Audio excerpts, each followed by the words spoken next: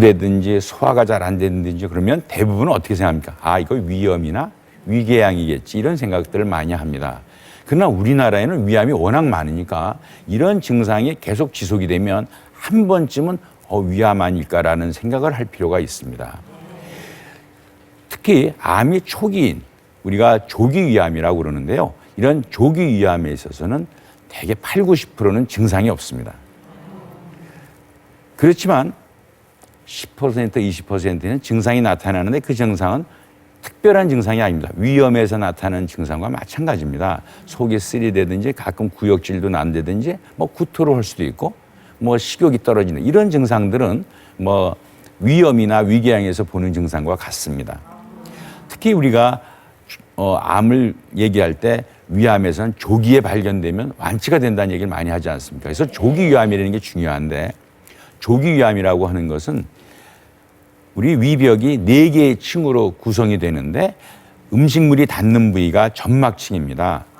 그 다음 아래층이 점막 하층, 그 다음에 근육층, 제일 위에 바깥쪽에 있는 것을 장막층이라고 그러는데 위암은 위 점막에서부터 시작을 합니다.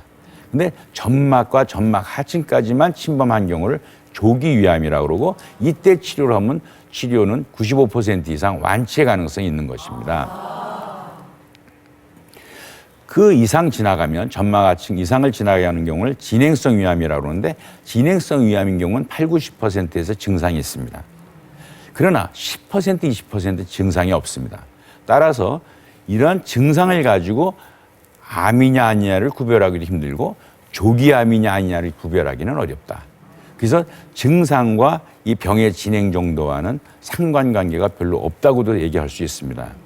그러나 진행성 위암의 하나의 특징적인 증상 중에 하나는 원인 모르게 체중이 빠지는 겁니다. 내가 다이어트를 하고 있지 않은데 한 2~3달 동안에 한두 달 동안에 몸무게가 3~4kg, 4~5kg, 5~6kg 빠졌다. 이러면 정확한 진찰을 받아보는 게 좋겠습니다. 이게 내시경 소견인데요. 여기 보면 그 왼쪽에 있는 내시경 소견은 보기에도 약간의 변화가 있어 봅니다. 그래서 위에 주름이 가다가 좀 끊겼고 색깔도 약간 변색이 되어 있습니다. 이것은 조기 위암입니다. 그러나 오른쪽에 보이는 병변은 일견 보기에도 이게 심각해 보입니다. 큰 궤양처럼 보이고 혹처럼. KBS